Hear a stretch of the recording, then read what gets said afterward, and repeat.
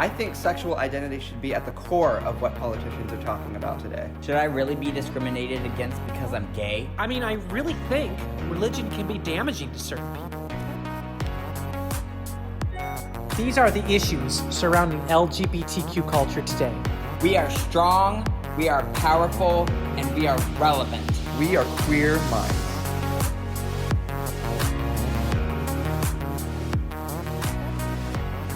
Welcome to another episode of Queer Minds. I'm your host, Katie Satterfield, and I am joined with my co-host, the beautiful Roxy Rhodes. Hey guys. Yeah, she's a beautiful drag queen, and you can't see it, but she is in drag, and she looks gorgeous, honey, just gorgeous. Thank you. You're welcome. All right, and we have a very special guest here with us today. I actually went across the street and had to borrow a cup of sugar, and I met this amazing old lady. Her name was Myrtle, and she is just so glad to be with us because she wants to kind of share her thoughts on the queer community. Hi, Myrtle. Hello. How are you? I'm a little achy today. You a little achy? Yes. Oh, what have you been doing? I've tried to do one of those yoga videos. My grandson showed me on YouTube. Did it turn out okay for you? Well, I'm hurting, but it's I feel good. So you wanted to share your thoughts on the queer community. What do you think? Oh, the old ones should take, what is Beneva? Is it Beneva? Beneva, what's Beneva? I'm not sure. My grandson gave it to me for my back. I thought you were going to say they should take Ben Gay. I don't use But that. ching. No, I don't like it. Ben Gay. Who's gay? Who's Ben? Who's Ben? Okay, you all probably know this shtick by now. This isn't Myrtle, it's Eric. Say hi, Eric. Hi. All right. So our other co-host, who is a voice changing extraordinaire. Oh, totally. Yeah, totally. You're just so talented. I'm enchanting. You're enchanting. I like that. It's good. You are So enchanting. we're this episode's all about being transgender. This is a topic that's really close to me because I'm a transgender woman. But we're actually going to interviewed a trans man named Shane Teegan, and we're going to talk to you a little bit about that later in the show because we're going to actually play the interview for you. But Queer Minds is all about a weekly podcast, all about letting people know about LGBTQ rights and LGBTQ topics in the world today. And what I wanted to do right now is really define what transgender is and get your thoughts on this because it's a big topic and it's becoming more and more prevalent, I think, as the gay community gets more light and the queer community becomes more and more, I shouldn't say publicized, but, they're on TV. There's books about them now, about us, I should say, I guess. And transgender is kind of starting to float to the surface and it's been in the background a lot. But defining transgender is anybody that considers himself not the gender that they were born as, or they were born as. So cisgender being CIS, gender being the gender you were born as, and relating to that gender. In my case, I'm not a cis woman, but I'm a trans woman. I wasn't born as a woman, but I identify as a woman. Right. What are your thoughts on that? I think it's marvelous. Well, it's marvelous. No. Do you think they should, what about transgender exposure in culture? Do you think it's more, less, what? I think it's more. It's Because you definitely- have that music artist, Kim Petras. Oh, yeah. Yeah. She is trans. Isn't she? She is trans. You wouldn't know it, but she is. Yeah. Right, and she's popular. I think it's becoming more acceptable, but it's still not where it needs to be yet.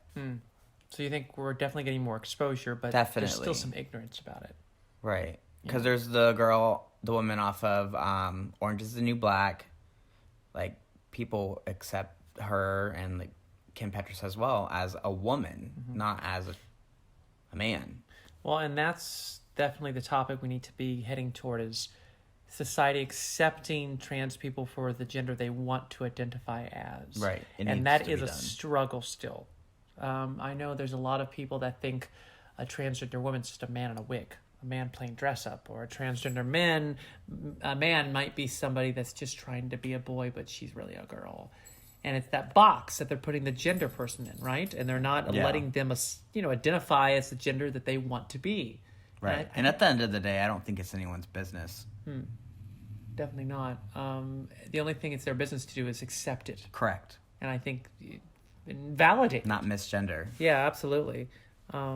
And I know, not to put you on the spot, Eric, but I know you had talked about your own journey as a gay man and some thoughts you had about being transgender at one point in your life. Oh, I mean, I was very feminine when I was younger.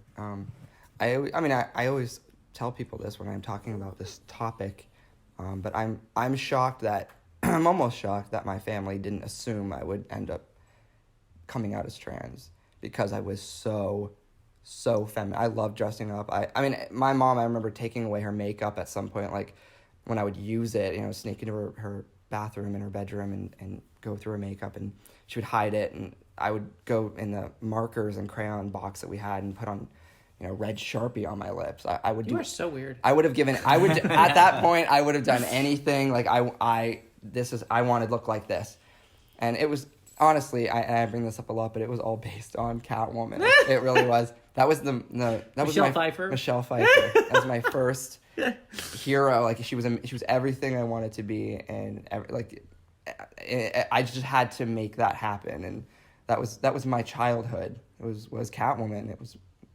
You had a role model. Somebody that you wanted to emulate. Yeah. Right? It was beyond. It was a little obsessive. It was a little obsessive. Yeah. As a child, did you ever feel bad for doing that? No. Good. No. The only time what I felt bad about was coming to terms with, you're only allowed to wear the heels in the basement. You're not allowed to go outside and wear those. For fear that the neighbors would see me. And But they would allow you. What's that? They would allow you to wear heels just in the basement. Like in the house, and yeah. And the funny thing was, I would sneak outside because I loved the way the heels sounded on the driveway. Right. So I would go outside. I would do it anyway. Good. Well, so even as a kid, you had tendencies, right? Mm-hmm. Really. Stuff my shirt with my sister's softballs. She was on the softball team, so I'd steal the softballs and put in my shirt. Yeah. My sister would always dress me up. Yeah. See, I didn't have any of that experience. I, as a kid, was just straight boy and absolutely didn't have any kind of tendency to do any of that. It wasn't until later in life that I found that I liked it. And I think it was because in my case, I never experienced any of that. And you had a very strict upbringing. Oh, yeah. I mean, very religious, strict. I mean, anything associated with the idea of being feminine as a boy was just shut down completely. Yeah. And not necessarily by my parents. It wasn't shut down. I mean, they weren't so strict that every time I played with the Barbie doll, they were freaking out. No, they didn't. Because I played Barbie dolls with my cousins, and every boy, I think, does at one point or whatever. That's all I wanted. Don't call that a doll. That's an action figure. Right, action figure, right. That's all I wanted for Christmas growing up was Barbies. Barbie dolls. And I got them. But I think, it was the idea, the culture, the religious culture we lived in created this stigma. Yeah. And so I was scared of it. And I never really wanted it until I experienced it. And then I thought, oh, this just like you'll hear from Shane later. And I think this is the common theme is that it just fits better. It feels better. This just works better than what my previous life did. Yeah. And I think that's a really important thing to discuss among trans people, because it doesn't have to be when you're young. You don't have to know when you're 3. You don't have to know when you're 10. Right. Some people come out in their 80s, I've heard. So it is just a matter of when you feel comfortable and when you feel that this works better than it did before. Yeah. There's a lot of people who think like drag queens are trans women. Yeah, right. And that Which is annoying. We did discuss that, right? And we kind of identified that isn't always the case. Not always. It is sometimes. But even among the trans women, their drag character is just a character. Right? They don't dress in drag as themselves. They dress in drag as their drag persona. Right. So it is, once again, it is definitely a character. It tends overwhelmingly to be cis white gay men dressing up as women. Is it weird? But it could also be someone like me, a woman that wants to dress up in a more glamorous way and call myself Crystal, which that was my drag name back then. Right. So it's like, I'm wondering, like, when I dress up, like, my idea of drag is never... I guess it's not really a character, because I even told you guys about that, like, when, find my drag character, stop emulating, people in movies, like, characters from movies. My idea of drag was always, like, escapism. It was, like... There's a part of me that wants to do that, and I don't have any set, my own persona. That I do now. I've given a name to a character, Rose Fratu, my drag name, and all that. But it was always more about escapism, like wanting to escape your reality. Well, there was already someone different. There was like a part of me in there that that is that feminine character, that feminine persona, and it was never like I could never connect the dots with it. It was always already in me. Same. I wonder, I just gave it a name. Yeah. that's why I struggle with like trying to put on the same kind of makeup. It's Yeah. like, it's not the same person. It's like this. Yeah, I joke with Mark I all don't the know what time it is. about, he turned me into a woman, and he's going to turn this next boyfriend into a woman as well. So there you go. I hope not. How would that that'd be say some- about you, Mitch? I mean, that just means I make everyone into trans women. Oh, I don't know. I bring out your best side. He's a trans woman making machine, aren't you? Yes. No one can try. I was already Catwoman before I met you. Yeah. Well, anyway. All right. So, yeah, it's really good topics. And I think Shane's got a lot to say on that. And I want to go to the interview because the interview's a little longer. He's got a lot to say, and he says a lot of amazing things. Full of So information. I'm really excited about this. Once again, his name is Shane Teegan. He is a trans man in the community. He's going to talk a little bit about his music and some community outreach that he's doing. And we're excited for you to hear it. Here's the Yes. interview. Welcome, Shane. How are you? Awesome. It's so great to be with you today. This is Shane Teegan. We're really excited about this interview. I've known you for a little bit. I know Roxy has known you longer. Yep. And Shane is a trans man who's also a musician in the community. So we're really excited to talk about your music Oh and yeah. your communal involvement with something called Next Level, which I know you're going to tell us about. Oh yeah. Which we're really excited about. Super. That stoked. comes later. So hold your horses. We're going to get to the interview. All right. Okay, Shane, when did you first know that you were trans? So I knew I was a boy when I was 4, but I didn't actually know that meant I was trans until I was 19. And I saw my first drag king and mistakenly found trans men on YouTube. Sure wasn't Pornhub.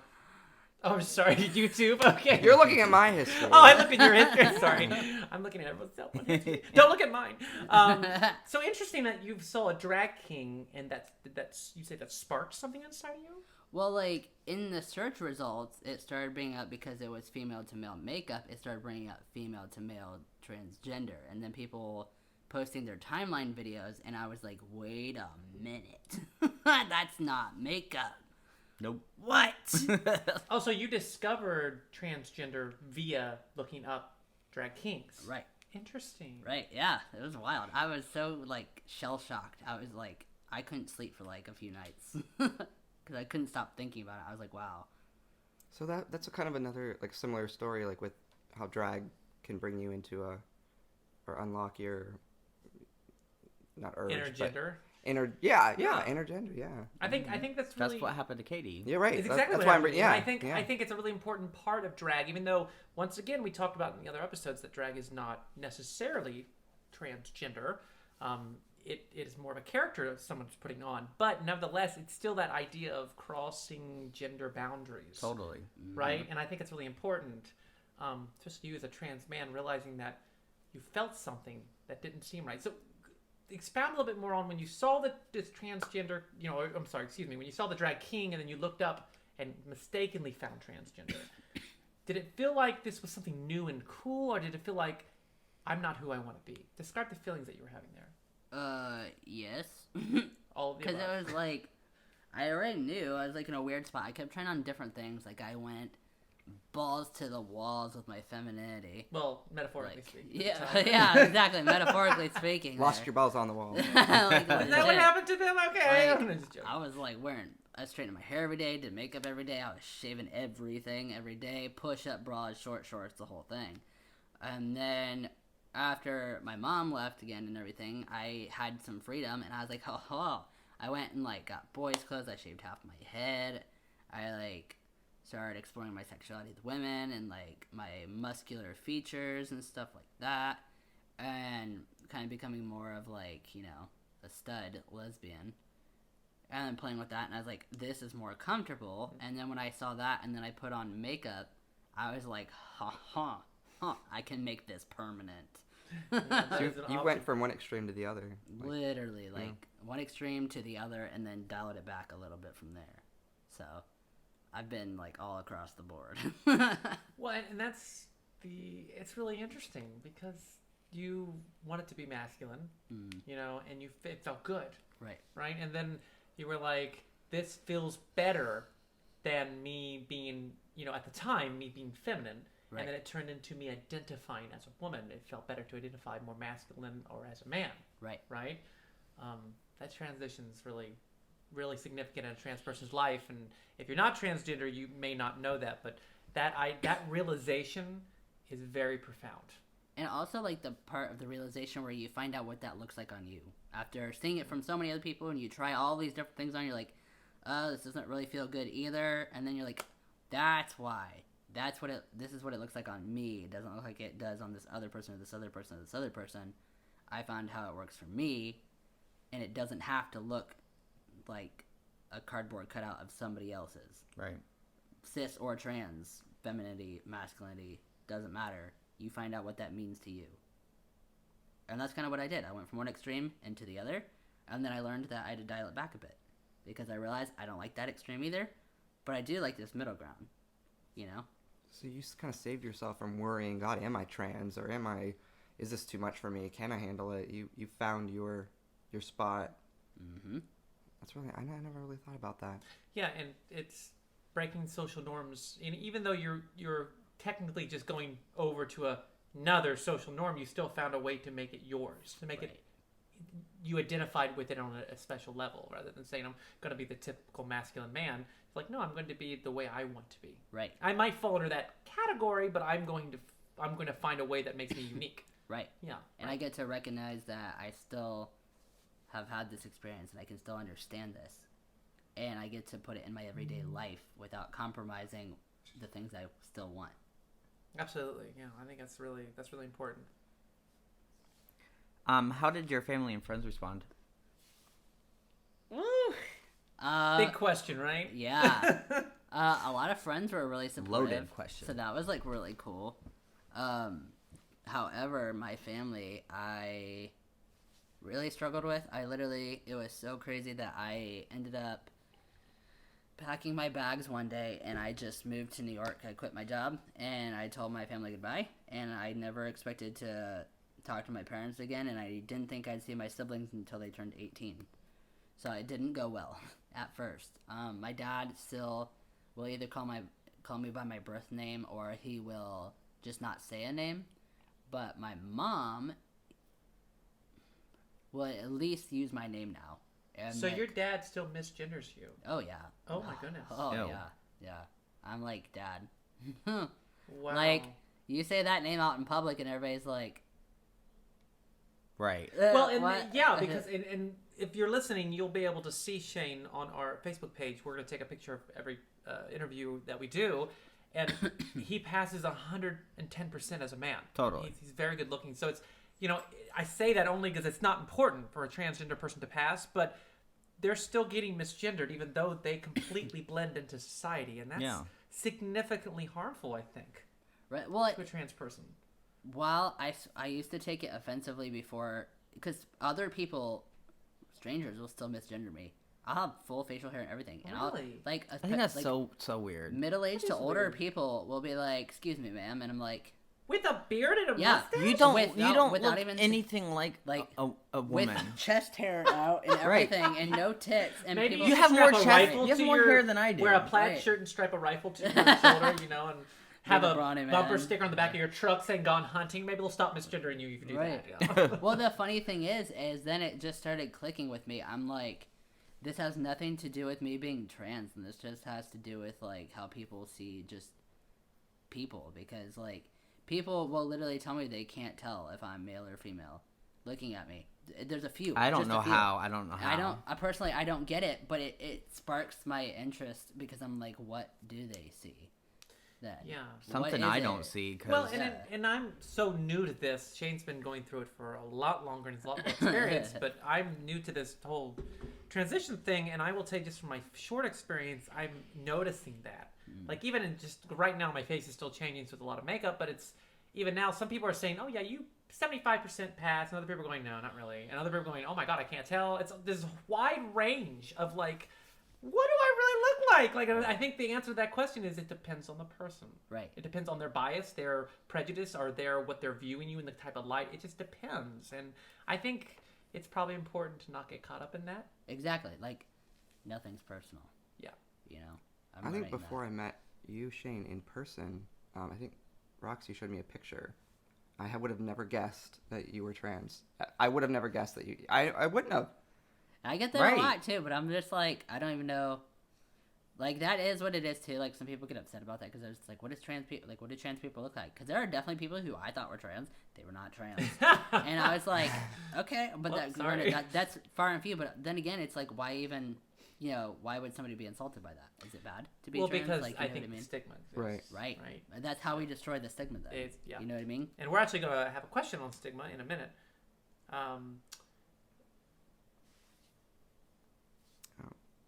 Number 3, Eric. We'll just Keep edit up, that. would you? All right. I was ready for this too. I was ready for this. Yeah, I was whatever. like going it over in my head. Whatever. Oh my god. They're wrong. What was the hardest hurdle for your transition? And I guess in general, or if you have like specific examples. So, hardest hurdle, okay, beyond strangers being like essentially asking what's in your pants and being caught off guard by that early. There were a few things I would equally say were hardest hurdles. Early stages were definitely tough. I've been, threatened at jobs. I've been blocked into a bathroom before because of stuff like that. But the harder part is, you know what?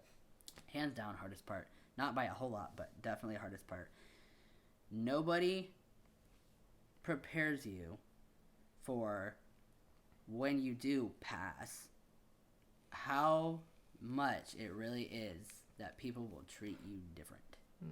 Subconsciously. As the gender you're passing as. Right. So, like, you're used to people treating you a certain way, whatever, your whole life. And then sometimes very quickly, like that, it changes. And then, like, suddenly, like, these cis men are, like, buddy with me that don't even know me. They're talking to me about the game last night. And I'm like, yeah, the one where they made that score, a good one.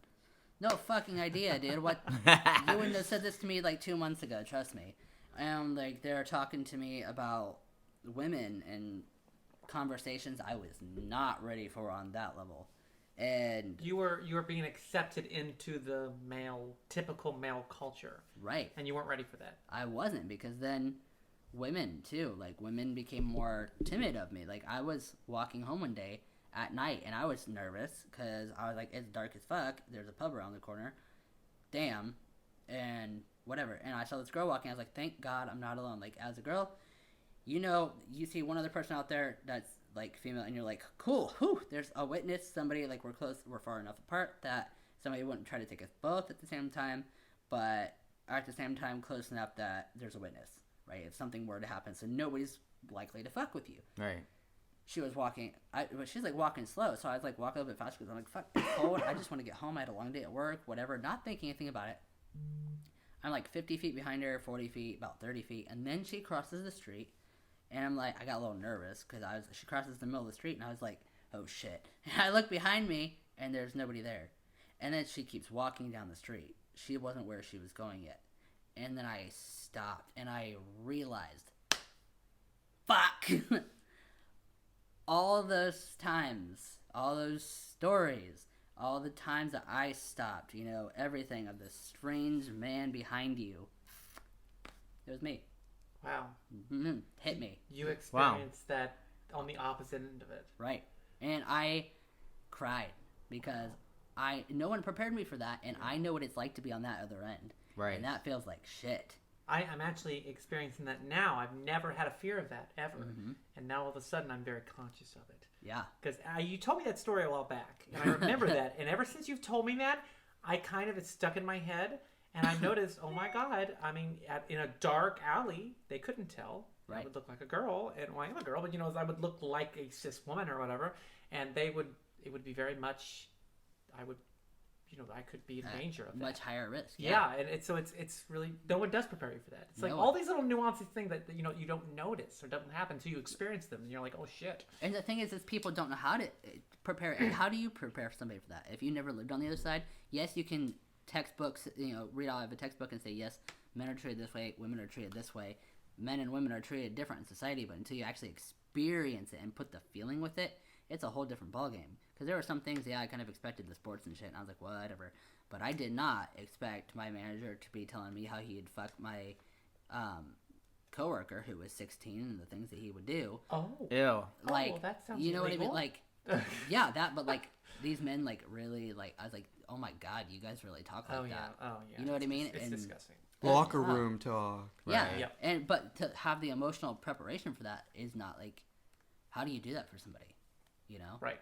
So- Well, you can't. You have to experience it. That's like Right. anything in life. You can tell people, but you really can't prepare them. Right. They have to experience. You think you're prepared until you experience it, and you're like, oh Yes, shit. absolutely. The next question we had was actually living in society as a trans man, but I think you kind of answered that. Yeah. No, it's fine. It's good. I think you kind of expounded on the idea of, hey, I wasn't prepared of being integrated into male society. Walking down a dark alley, I was the threat. I was no longer being threatened. Right. You know? So those are all really good things, I think. Eric, did you want to hit up? That just kind of blew my mind. Yeah, it's It's really that was crazy. amazing. Stuff you don't think So- about, you know? It's right. like, Wow. Yeah. Okay. Yeah. What? Well, are there any trans stigmas that you think are misinformed? There's a lot. I mean, there's a lot of small ones too. Like, just because you're a trans woman means you're attracted to men, or just because you're a trans man means you're attracted to women. That people transition so that they can date. Like, somebody thought I was transitioning when I was dating my ex-fiance so that I could date women. I was like, she's a lesbian. I would have had an easier time had I said it would have been a lot easier for you. Yeah, Right, it's not like- not a way out. Exactly. Like, a lot of people also think that you have to have, like, every trans person has to have these surgeries, or like, oh, like, you come out as trans, you're getting the surgery, the surgery, as people say, which there is no the surgery, but you're getting top surgery, bottom surgery. Bam, you go in, you're operated on, and then you come out, and there you are. And I'm like, but it's not. And it looks like there's always this thing, like, you have to be this, or you have to be this, and it's not. Like, it looks different for everybody. There is no blanket to cover all trans people. There's like a you know? spectrum within the spectrum. Like Absolutely. each person, Absolutely. gay, lesbian, trans. There's a spectrum within being one of those labels. Well, and I would Right. even add to that and say, with the trans woman, there is, and even trans women, there's a expectation of super femininity. Right. And I tend to be very feminine, which I like being that way. That's not an expectation I had of myself. Right. That was just what I wanted to be. But I've met some trans women who aren't. Right. And it's totally valid because they're being what makes them comfortable. Right. It's like I think with the trans man, it's accepted for them to be super masculine. Right. That's not always the case, and it doesn't mean that I think our labels of male and female are so stereotypical. Right.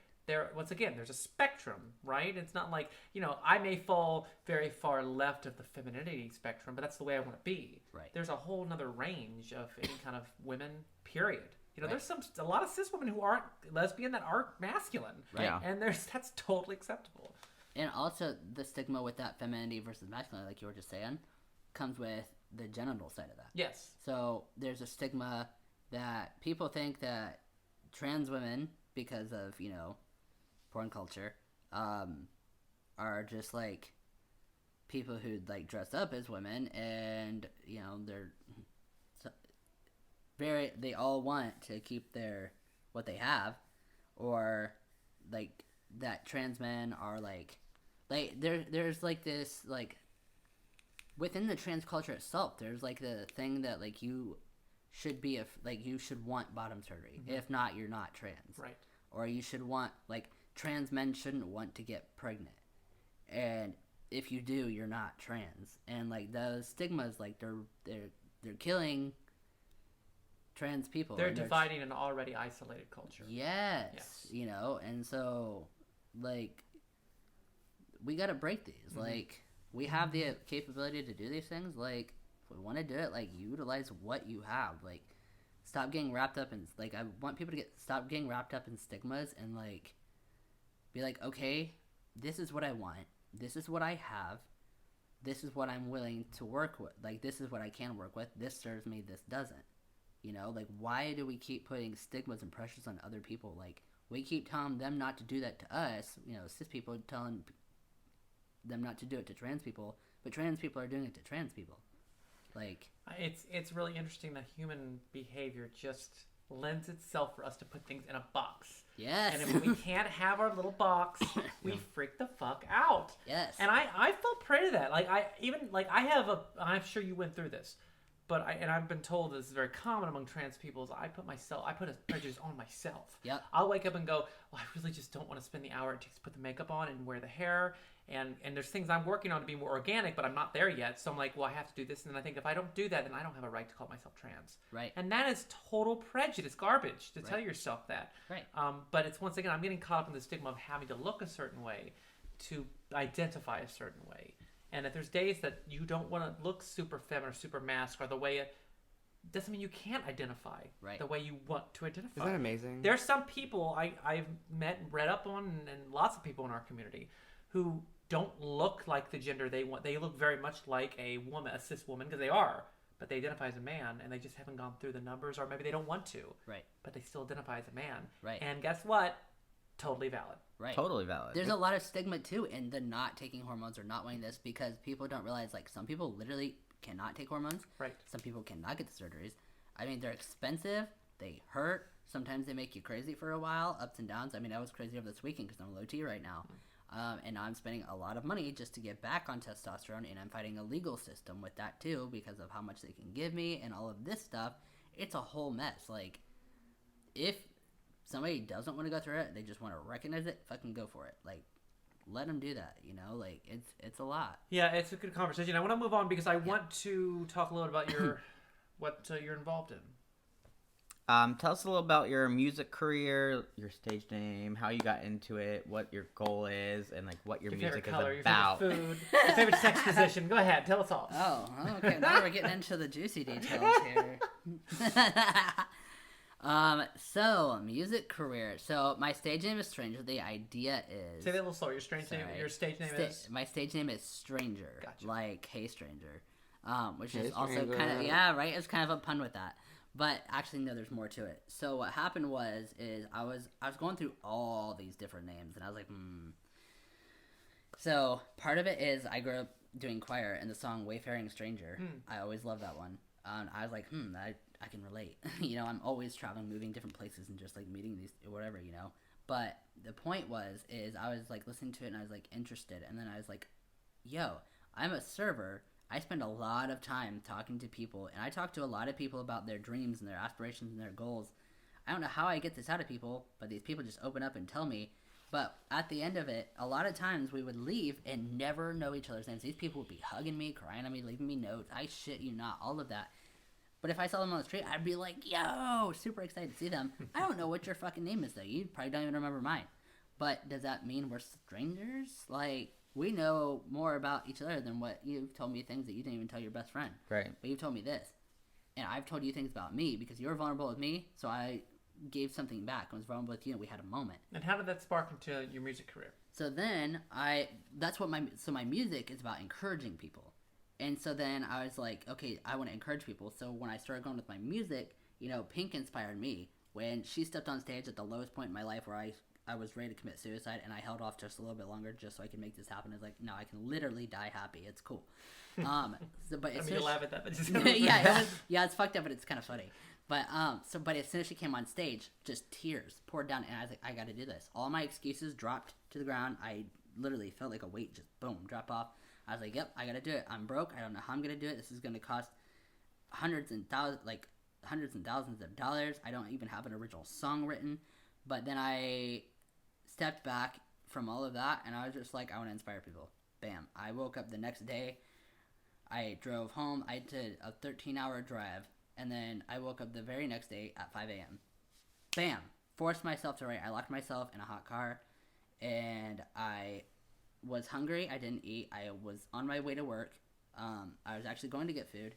Locked myself in a hot car, turned the car off, turned the AC off, rolled the windows up, sat in the sun in the parking lot of Walmart, wouldn't get out of my car, wouldn't get food, wouldn't get water, wouldn't go to work until I wrote a song. I put that pressure on myself, and when I broke through that, then it turned into, like, cool, and it was all a song about, like, letting go of that bullshit, stepping into it, like, hey, like, you're here to inspire these people, go forward, and then it's provoked that night at work. I started talking to more people, and then it became this back and forth, energy build, and then I became, like, I'm like, hey, like, I'm just gonna go by Stranger, because then, you know, like, these people, they meet me and they joke because they don't know my name, and they're like, hey, Stranger, But here's the thing. Makes it easy. My music, but also, like, my music is super deep, okay?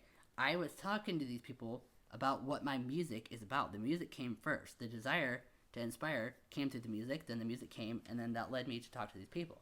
They listen to my music. They show some other people. Then somebody I don't know, which this has happened, it was really cool, I got recognized at Club 20, somebody I don't know is like, hey, you're a stranger. We already have a connection. They know something about me, and it's because I put something out that I know something about them. Are we strangers? Like, really? So it's it's basically an opposite of the name. You're Right. trying to say strangers, but we're not. Exactly. Yeah. Like, there really is no such a thing. That's a surface level thing to keep you from connecting with people. So you use your music to inspire people and to reach out to people that maybe need a voice, maybe don't have one, Right. and to say, hey, you don't have to be where you're at if you want to be other places. Right. I can tell you how to do that. What genre of music do you normally find yourself in? So, mine's kind of like an alternative hip hop, because it's not your stereotypical, like, Or it gets a little bit into rap too, right? yeah, like, it's rap, it's like alternative, it's hip hop, it's a blend of things. I'm gonna start adding in a little bit of an R&B feel in some things, or some, like, more aggressive stuff, and I'm also gonna start singing. So, I mean, it's gonna have like a good mix of.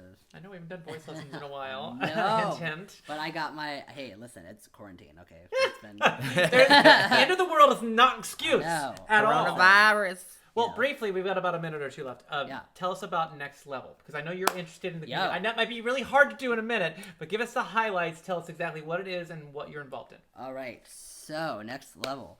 So the core classes, there's 3 parts to the core class. What we're doing now, though, is online, so it's kind of a light version of what you can do. However, the whole thing is, like, you start out and you start to discover things about yourself, and you start to, like, really reflect, and you have a small group of people within a big team, and you have a coach that just kind of leads you through and kind of ask you questions, and you get feedback of what people are seeing when you answer these things and tell these stories. And then you're like, oh shit, I never saw that, never thought of that in myself. And then as you go up, you start, like, really facing tough shit and just learning how to let it go, and then what's possible after that. And then you start putting those things into practice. Like, right now, we're going to be doing a huge community service project where we've announced that we're going to raise $45,000 for Equitas Health. So now, And if those of you that don't know, I'm not sure if Equitas is actually based out of Ohio or not, Columbus. but it might be nationwide. But Equitas is a LGBTQ medical service and psychological service for people that are in that community. They even have dentistry. They have everything. And at legal Equitas. services. And legal Yeah. services. So they're kind of an encompassing, I think, realm of any kind of service you need as an LGBTQ person. Exactly. Yeah. And so now we all get to work together. All people from different backgrounds. I mean, we have Republicans, Democrats, Independents. We have Black, White, Asian, Hispanic, people who are Christian, Jewish, atheist. Like, all these different backgrounds are coming together to support a part of the community in need. And we're learning to do that because even though we have different backgrounds and some people don't understand it, we have the tools from the first 2 classes to talk through what this means, convey our message, and be open to receiving. So I would say people would take this Next Level class or do their services if they want to get somewhere, but they don't know how. If they want to break the habits they have, this cycle of I can never move forward with my life, Right. I can never stop the way of thinking that I have, this teaches you to do that. Right, because this isn't about motivation, it's about transformation. Great. Talk to me about a little bit, real quick, 30 seconds, how can they find your music and how can they connect with Next Level? All right. So, Next Level will be nextleveltrainings.com. Also, there's a Shift online program coming up May 2nd through the 3rd. I highly recommend you also get a free discovery class with that, which is the in-person class when everything opens up after the pandemic. Also, you can find me online with strangermusic.org. On Instagram, stranger_music_, and on Facebook as strangermusic.org. Well, that is amazing. Thank you so much for Indeed. coming. I Shane. really Thank you so much, appreciate it. Shane. I miss you. So, what did you guys think about the interview with Shane? I loved it. There was every time we do an interview, obviously you do them to Make money, get rich. Right? Yeah. Yes. It's the sole purpose.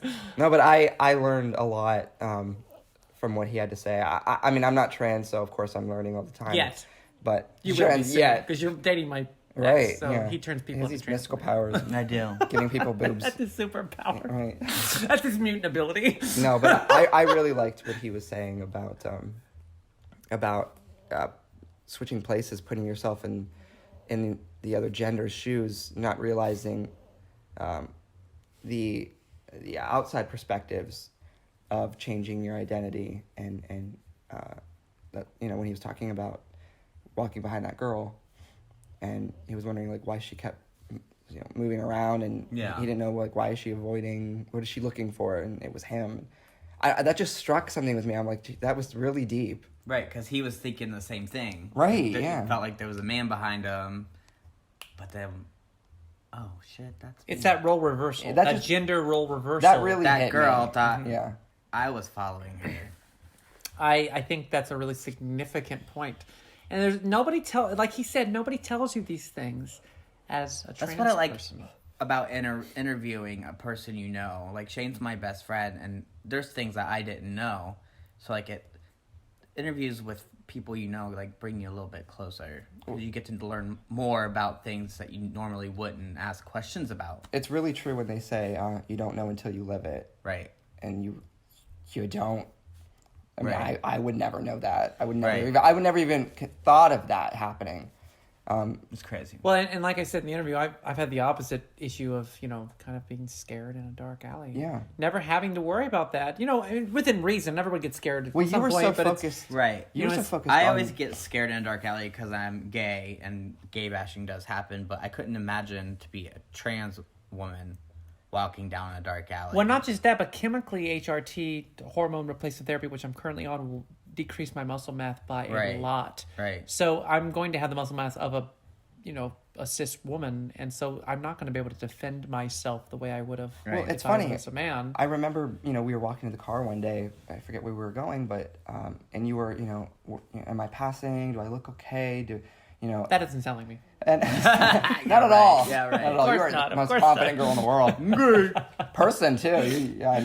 No one can touch you. But you were worrying about these things, and it didn't even occur to you that. Remember, you didn't even occur to you that changing your identity and all those thoughts filling your head, you were thinking about the fact that, you know, why are these men looking at me every time I come out here? These men are looking at me. Yeah, a couple people mentioned that to me because when I first came out, I could do makeup a lot better now. My face is changing more, so I'm looking a little more. I hate to use this word; it's not valid, but authentic. You know, whatever that means. But people would stare a lot, and some people said, maybe they're not staring as much because they notice you're trans. They just think you're really pretty, and I thought, I like that. Let's go with that. That was a lot better. Like, I don't know if that's the case, and I'm not saying That's am the pretty, but mindset that I'm you should saying have. I would like to think that. I think it's more empowering, and I think it's really important for trans people, queer people, LGBTQ people of all shapes, sizes, and colors to realize that if I get stares or I get looks, maybe I will translate that to, well, I'm just really rocking it today. Well, Yeah, you should. Mainly my point was it was different when you would walk out there as Jonathan with that confidence. Yeah, sure.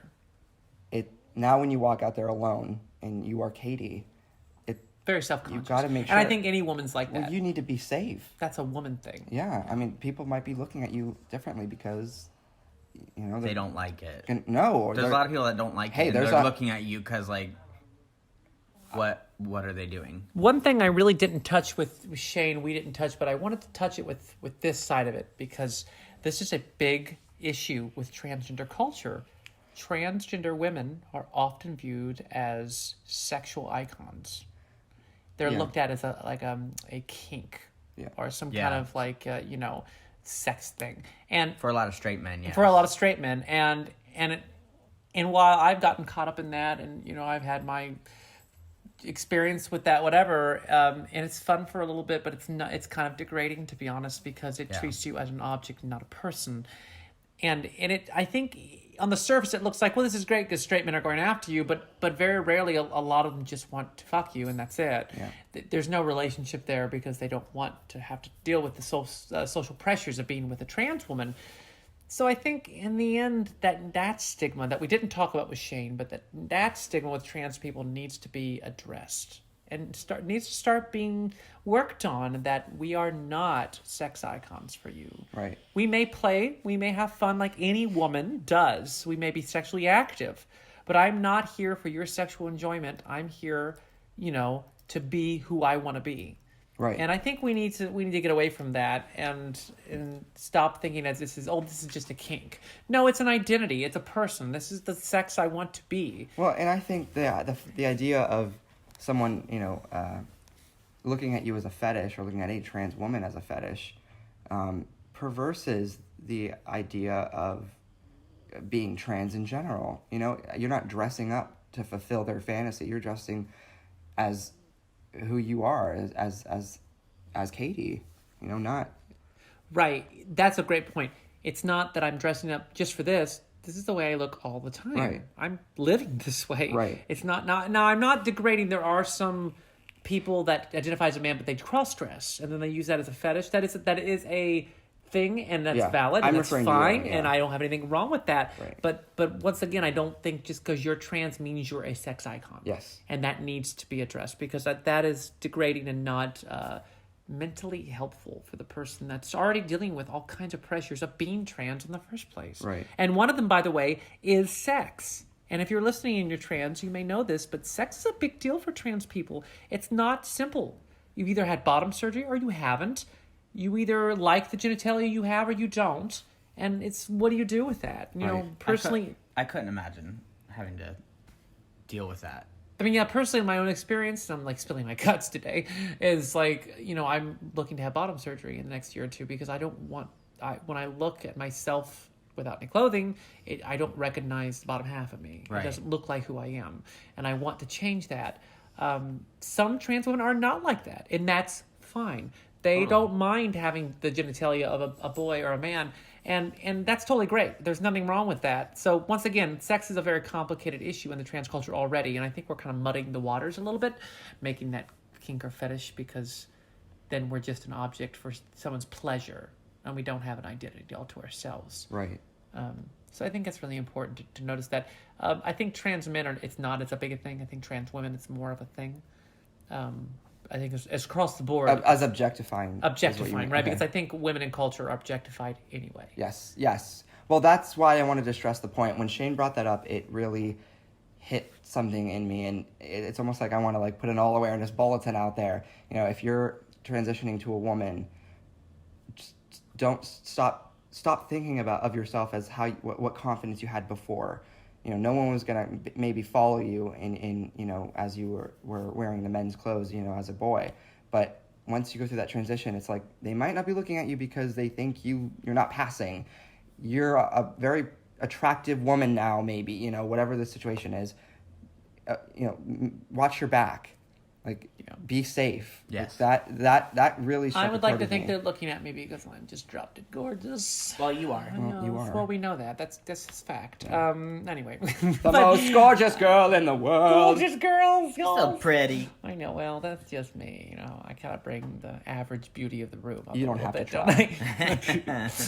But no. So that's a lot of the topics, and I think trans people, they struggle, and once again, the whole point of us doing this is to reach out to people like that and say you're not alone. Right. You have people who advocate for you. You have people who love you, and we want to be there for them. We want to hear from you too. We want to hear, Absolutely. Any